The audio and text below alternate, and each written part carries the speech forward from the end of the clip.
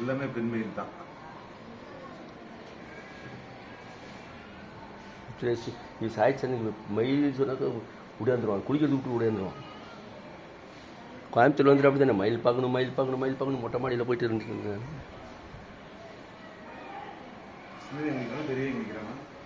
ரெண்டு பேரும் இல்லை.